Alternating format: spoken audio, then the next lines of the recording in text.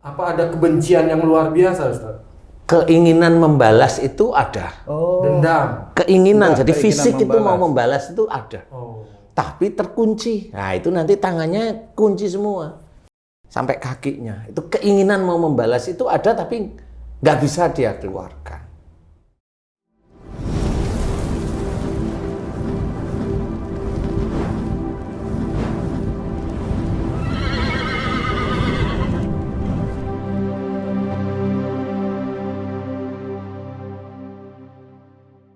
Bismillahirrahmanirrahim. Assalamualaikum warahmatullahi wabarakatuh. Waalaikumsalam warahmatullahi wabarakatuh.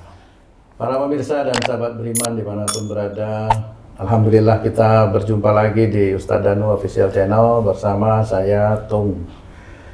Di video kita kali ini, seperti biasa kami akan bincang-bincang lagi, nanti berdiskusi dengan guru kita, Pak Ustadz Danu yang sudah hadir bersama kami di sini. Assalamualaikum Pak Ustadz. Assalamualaikum warahmatullahi wabarakatuh. Amin. Assalamualaikum Bang J. Waalaikumsalam Pak Tong. Sehat ya? Alhamdulillah. Sehat Pak Tong. Alhamdulillah. Sahabat beriman, kali ini kita akan bertanya, nanti berbincang dan berdiskusi lagi dengan guru kita Pak Ustadz Danu mengenai hal-hal yang terjadi di sekitar kita yang bisa jadi itu merupakan satu petunjuk buat kita semua ya. Seperti misalnya Pak Ustadz, Bang J, saya punya kenalan, ibunya teman saya. Oh, ibunya Kan teman. usianya sudah lanjut dong lanjut berarti. itu ya bahasanya. Dan ini sementara ini lagi menderita sakit Pak Ustadz. Dia punya sakit kalau tidak salah itu stroke. Tangannya begini sama kaki gitu ya. Oh. Yang rata-rata seperti itu, Iya. Bang J ya. Jadi rata-rata orang-orang tua ya yang saya pernah ketemu itu sakitnya seperti itu Pak Ustadz, menderita stroke seperti itu ya. Terus kadang-kadang apa? Suaranya itu pelo. Pelo. Tarik mulutnya gitu ya. Tarik gitu dan sehingga agak kadang-kadang juga saya berpikir kasihan juga ya mereka ini, karena kan sampai bertahun-tahun Pak Ustadz itu nggak bisa Proses ya. ininya, penderitaannya. Kalau boleh kami lebih banyak lagi untuk mengetahui sebenarnya apa sih hal-hal yang bisa menyebabkan terjadinya seperti stroke seperti itu Pak Ustadz? Ya, bismillahirrahmanirrahim. Assalamualaikum warahmatullahi wabarakatuh. Waalaikumsalam warahmatullahi wabarakatuh. Amin amin ya rabbal alamin. Ya, sementara ini memang kalau yang namanya penyakit itu oleh teman-teman yang pintar, ya, teman-teman dokter itu kalau katanya dari kalau nggak makanan lifestyle. Stroke itu makanannya itu yang penuh dengan lemak sehingga bisa jadi kolesterol tinggi. Cara makan ngawur umpamanya. Enggak juga sih ya. Ada juga yang udah gemuk nggak stroke ya ada. Jadi kalau menurut saya nggak seperti itu ya. Ini hanya analisa agar orang mau mendengar, boleh sih, tetapi tidak dari asal selama kita itu makan itu ya biasa saja, sebutuhnya tubuh aja, nggak berlebihan. Satu. Yang kedua itu sebenarnya insya Allah sangat berhubungan dengan akhlak. Sangat berhubungan dengan akhlak, karena orang yang kena stroke itu biasanya juga dikasih obat yang salah satunya kalau darahnya beku rata-rata seperti itu, kebekuan darah itu tinggi, kasih pengencer darah, kemudian juga dikasih anti kolesterol. Tapi rata-rata yang kena stroke itu kan ada yang stroke pertama, kedua, dan ketiga, rata-rata seperti itu ya. Stroke pertama itu biasanya masih diberi kesempatan oleh Allah Ta'ala untuk sembuh. Jadi sebenarnya dia berobat atau tidak berobat itu selama ini yang saya amati diberi kesempatan oleh Allah Ta'ala untuk sembuh stroke pertama itu. Kemudian yang kedua juga sama, stroke yang kedua agak panjang, biasanya sakitnya itu biasanya ya tidak semuanya, biasanya juga diberi kesempatan oleh Allah Ta'ala untuk sembuh. Nah biasanya stroke 3 ini nggak bisa, susah. Stroke 3 ini sebenarnya adalah stroke yang kalau di dalam pengadilan tuh somasi pertama itu stroke pertama, somasi kedua nggak diindahkan. SP1. Ya SP1, SP2, SP3 seperti itu. Ini selama ini saya amati dari orang-orang yang terkena stroke. Ada yang stroke pertama itu langsung nggak bisa sembuh. Itu memang tergantung keadaannya. Ya, stroke pertama biasanya yang saya amati itu imannya cukup lumayan lah dia. Imannya cukup lumayan bagus sehingga Allah itu memberikan gambaran bahwa kamu harus kembali ke jalan Allah. Maksudnya seperti itu. Stroke itu dari mana awalnya? Biasanya dimulai dari, kalau memang dilihat dari sisi medis, biasanya kan stroke itu dari tensi yang tinggi gitu. Ya sih, tinggi ya, semua keadaan itu kan bisa ya. Tapi tensi itu hanya trigger aja.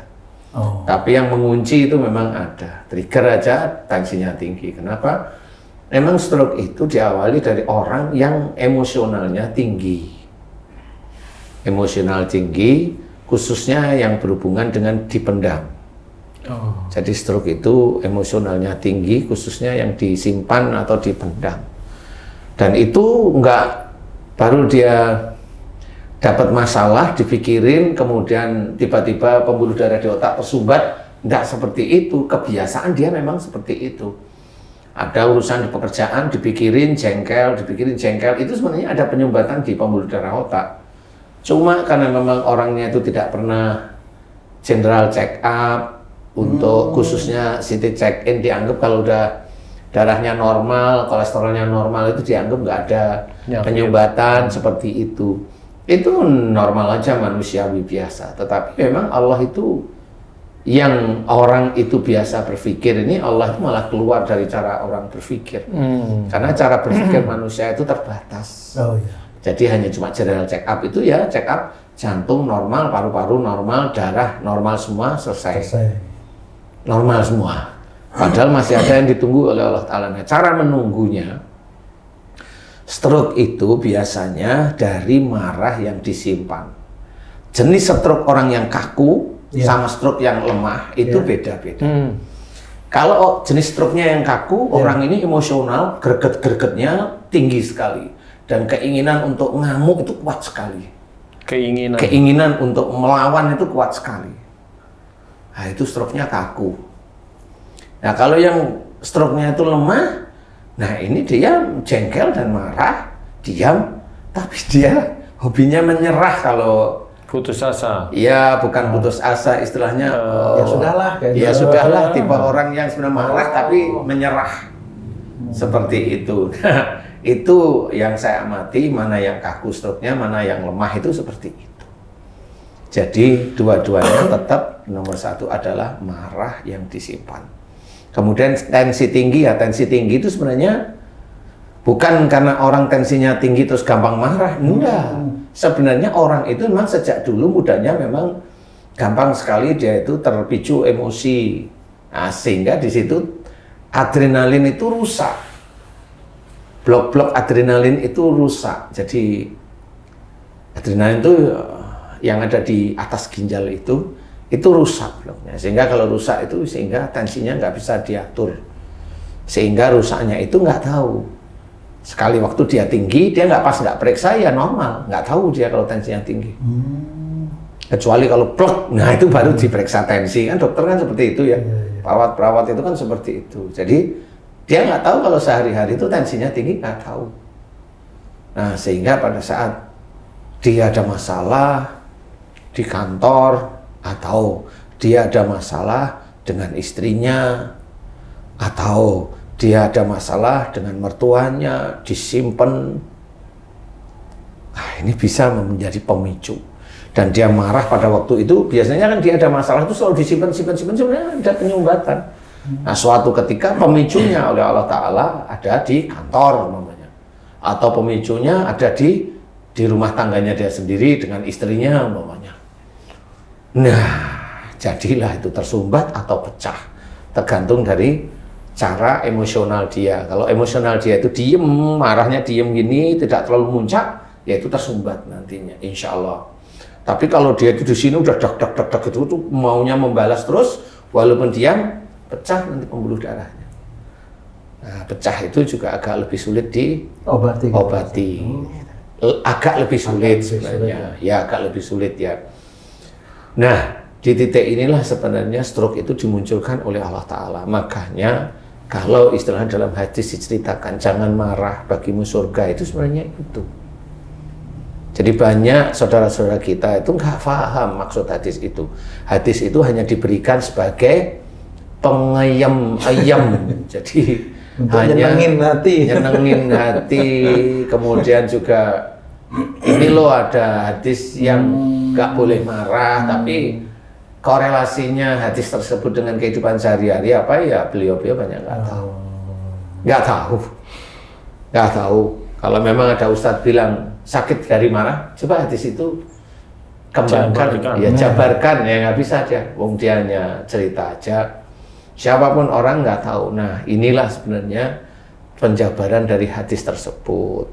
Kemudian penjabaran dari ayat Qur'annya, maafkan mereka, fa'fu anhum. Doakan kesalahan mereka kepada Allah Ta'ala, wastaghfir lahum, seperti itu. Jadi ini menceritakan bahwa itu ada korelasi dengan keseharian manusia. Jadi bukan Quran, hadis itu hanya cuma dihafal aja, enggak. Itu harus kita kerjakan. Seorang yang banyak para ustadz cerita, orang yang disukai, dimuliakan oleh Allah Ta'ala, orang yang selalu memaafkan kesalahan orang lain, ngomong. Nah, suatu ketika dia ada masalah, ya marah. Ya marah. Oh, dia cuma hafal kan gitu.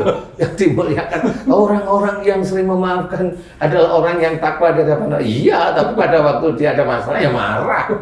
Pasti marah gitu. Nah, akhirnya kan nggak tahu bahwa dia memang belum mengerjakan ayat-ayat Quran yang diperintahkan taat kepada Allah Ta'ala, dan juga belum mengerjakan hadis-hadis Nabi yang diceritakan oleh Rasul, yang disampaikan oleh malaikat Jibril dari Allah.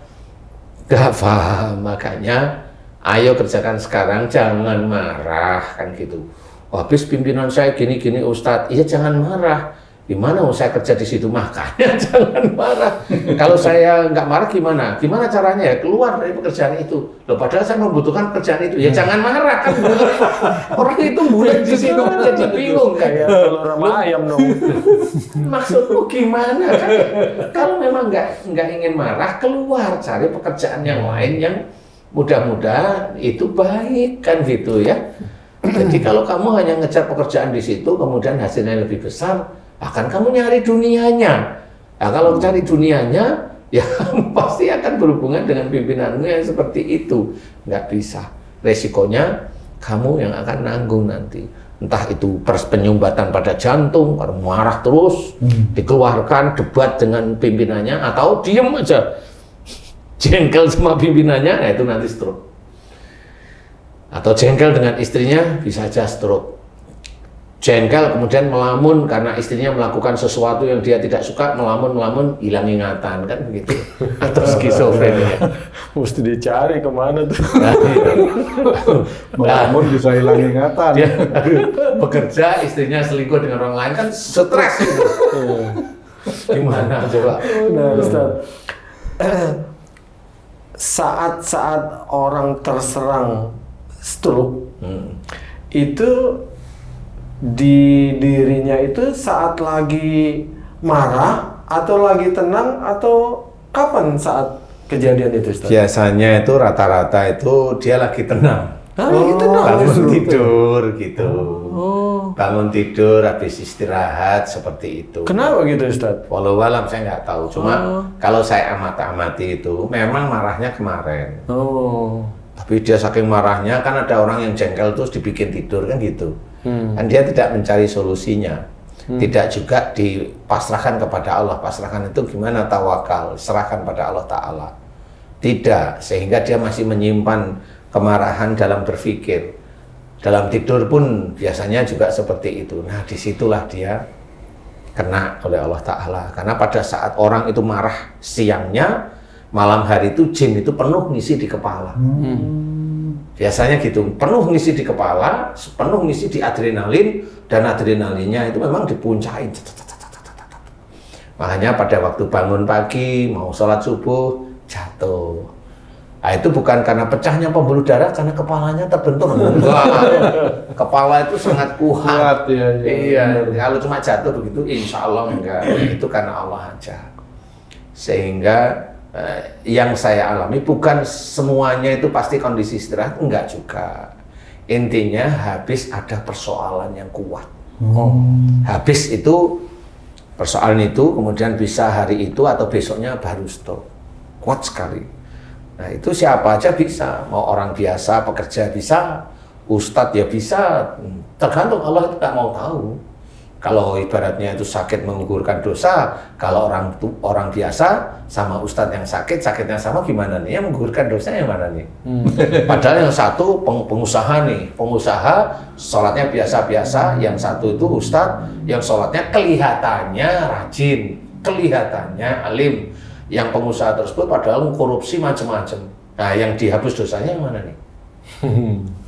Kalau orang awam lihat yang ustadznya kira-kira gitu maksudnya. Nah itu pilih kasih Allah namanya. Iya benar. Yang namanya ayat atau hadis itu untuk semua orang, bukan untuk milik dia kan begitu. Nggak bisa seperti itu, nggak bisa. Jadi orang harus berpikir seperti itu. Jadi kalau stroke atau gula semua mirip sifatnya si orang biasa sama sifatnya si ustadz, sifatnya maling korupsi ya sama sifatnya. Seperti itu. Ada persamaannya. Pasti ada persamaannya insya Allah. Karena saya meneliti orang rata-rata kalau sakitnya A, itu sama mirip di titik itu. Apapun profesi mereka. Apapun profesinya, kalau dia titik itu, dia nggak mohon ampun kepada Allah Ta'ala, dan kemudian dia mengulang terus, ya siap-siap aja nanti sakitnya itu. Jadi bukan ngeramal sakit, enggak, karena perbuatan aja. Sama aja kalau orang nyuri, lama-lama kamu akan ketangkep polisi, itu ngeramal itu. Kan ini kebiasaan begitu, kalau nyuri itu pasti intinya nanti kan ketangkep polisi. Lah kok dibilang ngeramal? Enggak lah. Enggak kan gitu ya. Umpamanya kamu mau selingkuh, lama-lama ketahuan. Ah, kan jelas. Kan itu namanya itu ke situ. Lah ya pasti endingnya bukan ramalan iya, itu. bukan ramalan itu. Itu endingnya gitu. Itu sebab akibat itu. Bukan ramalan. Ramalan itu kalau memang dia yang ngomong nggak tahu. Kalau saya kan alhamdulillah atas izin Allah Ta'ala itu tahu karena meneliti. Tahu istilahnya. Nah jangan dianggap seperti itu ramalan, ngawur karena kamu kan nggak pernah meneliti, jadi nggak ngerti. Kalau ini meneliti, sama seperti orang itu mau Rukyatul Hilal namanya. Itu kalau dia ngerti ilmunya kan bisa paham. Ya. Kalau orang Rukyatul Hilal itu kan ngarang, kan gitu. Ngeramal dia. Loh ya enggak, ilmunya itu tahu kok. Iya. Loh, yang nggak tahu kan banyak nih, orang-orang Islam ini nggak tahu tentang penyakit hubungannya dengan akhlak kan banyak. Kamu kan sedikit tuh Ustaz tuh, berarti kamu yang salah. Nanti dulu. Jangan merasa yang sedikit itu pasti salah, nggak mesti.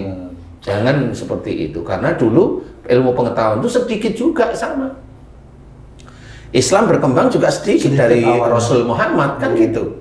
Dari para nabi, dari para rasul, kemudian berkembang, kemudian dihentikan oleh para orang-orang kafir, kan begitu. Yang meluaskan alhamdulillah sekarang Rasulullah Muhammad SAW, sehingga berkembang. Dunia juga kecil satu. Iya. Jadi jangan dianggap itu ya nanti kalau dianggap mirip. Orang yang ngomong seperti itu kalau hidup di zamannya Nabi, ya dia termasuk orang-orang kafir sebenarnya. Nah, kamu penyihir, kamu bohong, kamu ramalan, kamu kan gitu. Benar. Iya. Untung aja dia hidup di dunia ini, dan nanti di akhirat wallahu a'lam. Insya Allah seperti itu. Jadi jangan merasa menang di dunia atau benar, nanti dulu harus diingat. Nah kalau caranya untuk berubah, berusaha untuk menjadi normal atas izin Allah ini ya. Nah, orang yang terkena stroke itu dia harus berubah, harus paham apa yang harus dijalankan kepada Allah Ta'ala. Allah itu sudah banyak menceritakan ayat-ayat yang disuruh kita itu mohon ampun. Wa tubu ilallahi jami'an ayyuhal mu'minun. Jelas bahwa kita disuruh tobat kepada Allah Ta'ala, orang-orang beriman. Jadi sudah jelas.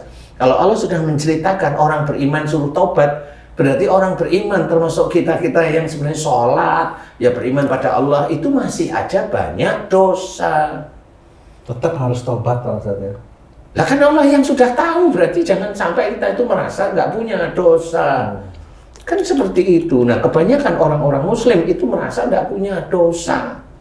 Kalau diingatkan ngeyel. Ya sudah, tidak apa-apa. Itu kan nafsi-nafsi nanti. Sama Rasulullah itu ngingetin, zaman dulu ngingetin. Kan ngeyel loh orang-orang kafir dulu itu. Iya sama. Ya jangan, ayolah belajar.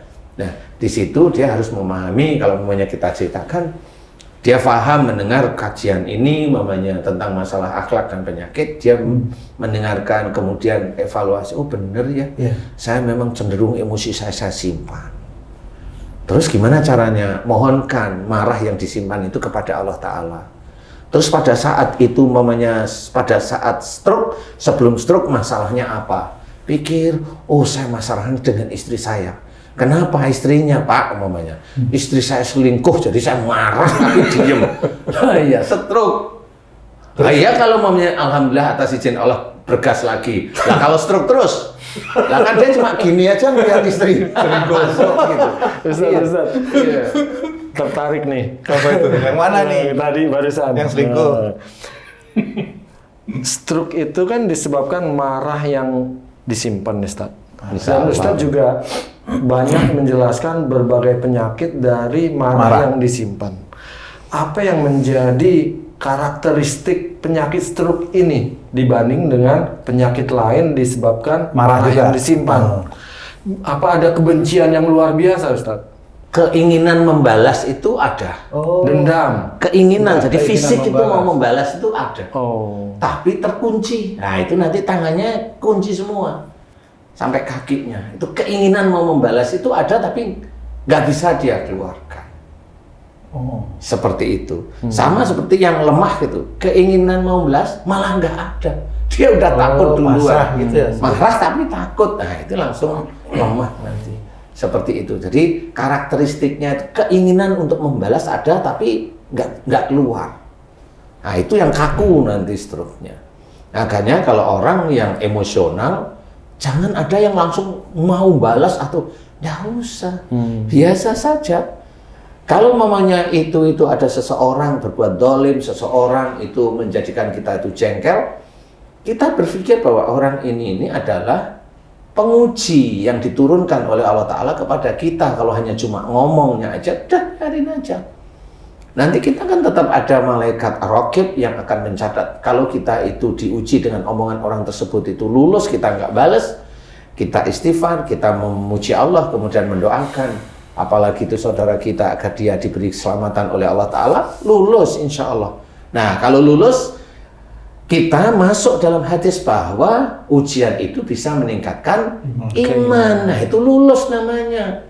Jangan hanya cerita ujian itu meningkatkan iman, tapi nggak lulus-lulus ya, nggak pernah meningkat. Merasa lulus atau Merasa parah lulus. lagi. Karena memang begitu. Tapi sulit sekali. Saudara-saudara kita itu merasanya lulus, padahal belum. Rasanya aja lulus yang mati itu seperti itu. Karena apa? Banyak dari mursid-mursidnya, atasannya atau guru-gurunya itu ngajarinya ya begitu. Dikiranya lulus, padahal belum. Makanya juga banyak yang sakit seperti itu. Nah, inilah yang harus kita ketahui. Belajar semuanya. Insya Allah seperti itu. Jadi maaf Pak Ustadz, Ya. ketika seseorang menderita sakit, kemudian mereka memohon ampun kepada Allah, itu niatnya itu tetap memohon ampun atau supaya dia disembuhkan? Itu bagaimana? mohon saudara? ampun. Mohon ampun saja. Sembuh itu miliknya Allah. Mohon ampun saja dosa-dosanya di titik itu. Kalau stroke, ya Allah, jika aku terkena stroke sekali atau yang kedua kali disebabkan karena marahku yang aku simpan, karena pekerjaanku, marah kepada pimpinanku, atau marah kepada istriku yang aku simpan, dan aku takut sama istriku, kan boleh itu. Jika itu dosa, aku mohon ampuni dosa-dosaku, ya Allah, astaghfirullahaladzim, astaghfirullahaladzim. Seperti itu sebenarnya mohon ampun itu. Jelas. Dan itu ulangi lagi, dan berjanji untuk tidak melakukan marah lagi yang disimpan kepada istrinya. Ustadz, kalau istri saya selingkuh terus, ya pisah. Ya kan gitu. Iya. Ustadz, kalau suamiku selingkuh terus, nah, kamu mau pisah enggak? Ya sudah. Kan gitu. Kasih tahu suamimu kan. Kasih tahu suamimu biar Iya, nggak selingkuh. biar nggak selingkuh. Tapi itu sulit sekali untuk menahan untuk tidak marah itu Pak Ustadz, apa sebenarnya yang mendasari? Bagaimana caranya itu Pak Ustadz? Lah kan sudah jelas dalam hadis, jangan marah bagimu surga. Lah kalau kamu itu sering ngomong kok sulit sekali, ya memang masuk surga itu sulit. Masuk surga gampang itu kata siapa? Kata orang yang senangannya mengangkat-ngangkat orang, ngangkat-ngangkat orang. Masuk surga itu sulit. Oh, satu aja hadis, la tatub walakal jannah. Jangan marah bagimu surga. Untuk masuk surga itu tekan marahmu. Kalau bisa eliminir hingga marah itu cuma sedikit. Kalau nyawamu terancam, selesai. Kan gitu. Ibaratnya kalau agama kita diejek sama orang, biarin. Yang penting kita dakwah. Dia itu urusannya sama Allah, bukan dengan kita. Seperti itu, biarin. Kalau memang dia muslim, ya doakan agar dia diberi keselamatan oleh Allah Ta'ala, diberi hidayah oleh Allah Ta'ala. Kan seperti, kalau dia orang kafir, loh Allah itu tidak butuh sama orang-orang kafir itu. Enggak, biarin aja. Enggak butuh, seperti itu. Jadi belajar saja, terus menerus. Karena kalau hanya cuma teori di sini, oh kenapa sulit ya? Kenapa sulit ya? Hari ini sampai 10 tahun ya selalu bilang kenapa sulit. Kalau enggak setiap hari enggak mau belajar. Ujub, riya, sombong. Apalagi merasa pejabat, apalagi merasa terkenal, apalagi merasa punya harta, apalagi merasa istrinya cantik, apalagi merasa suaminya ganteng, apalagi semua, apalagi inilah yang menjadikan orang itu sulit. Padahal kalau itu diletakkan semuanya pada Allah Ta'ala, semuanya itu titipan, ya sudah, kita malah nyantai. Apa yang mau kita pikirkan? Seperti itu. Nah, kalau nanti yang orang terkena stroke, dia harus mohon ampun, taubatan nasuha, harus mau tidak melakukan lagi semata-mata karena Allah. Jadi bukan semata-mata pengen sembuh, enggak, karena Allah. Karena itulah niatan lillahi ta'ala itu di situ. Termasuk waktunya itu serahkan kepada Allah gitu Pak Ustadz ya. Waktu kesembuhannya itu Pak Ustadz. Saya bukan Jibril ya, tidak tahu. Ya itu serahin sama Allah lah. Ya. Kan banyak itu teman yang gitu. Oh aku udah gini, tapi kok masih sakit itu. Ya, karena ya kalau ada di saya ngomong, loh kamu sendiri itu bersyukur aja hanya cuma alhamdulillah pada saat sholat itu aja berapa menit. Padahal kamu itu diberi kesempatan hidup aja sekian puluh tahun, nggak pernah kamu kesempatan hidup itu kamu syukurin. Baru sakit nggak sembuh aja udah ngeriwil gitu. Itu seperti itu, itulah manusia. Nah saudara kita itu yang begitu. Kalau lagi nggak punya uang aja itu udah ribut, nyari kiai ke sana, nyari dukun ke sana, biar dia itu dapat. Lalu ngapain? Ada yang mengunci rezeki saya. Ada yang mengunci rezeki saya. Siapa yang ngunci? Yang ngunci itu ya kamu sendiri. Kalau saya itu mana? Yang ngunci itu ya dia sendiri. Kalau kamu punya pikiran seperti itu, selesai hidupmu. Ngurusi cuma duit aja. Urusilah akhirat pada Allah Ta'ala. Ditertibkan, jangan cari uang. Uang itu boleh dicari, tapi jangan itu yang nomor satu. Ya sudah, balik ke stroke lagi. Jadi intinya adalah mohon ampun kepada Allah Ta'ala. Memohon ampun tentang marah yang disimpan, serius dan belajar untuk berubah. Lakukan itu terus menerus. Tulus karena Allah, bukan untuk sembuh. Tulus karena Allah Ta'ala. Karena yang mengunci di sini itu bukan hanya jin yang kata orang-orang yang lain itu stroke disebabkan karena sama jin. Ngarang aja. Di sini itu yang mengunci itu Allah Ta'ala. Kenapa? Karena Allah itu menginginkan orang itu stroke. Allah menginginkan. Karena apa? Karena kesalahan-kesalahan dia yang dia tidak mau tahu. Dia terus lakukan. Makanya Allah menginginkan dia stroke. Karena apa? Karena perilakunya. Makanya wa ma asabakum min musibatin fa bima kasabat aydikum, itu sudah berlaku. Apa saja musibah yang kau terima karena sudah stroke itu disebabkan buat tanganmu sendiri. Allah mengizinkan. Jadi jangan dianggap remeh ayat-ayat Quran. Nah itulah, mudah-mudahan kalau teman-teman ada yang stroke, ayolah kembali jalan Allah. Marah di sini hilangkan. Ketakutan, marah yang takut dihilangkan, karena marah takut itu pasti semper itu tadi. Udah marah takut, kalau udah semper ya seperti itu. Jangan ya, belajar. Mudah-mudahan ini bisa nanti menjadi obat, menjadi syifa nasihat ini untuk teman-teman yang lain ya. Wallahu a'lam. Baik. Masya Allah. Terima kasih banyak Pak Ustadz penjelasannya tadi mengenai satu sakit stroke yang memang menjadi momok di masyarakat. Ya.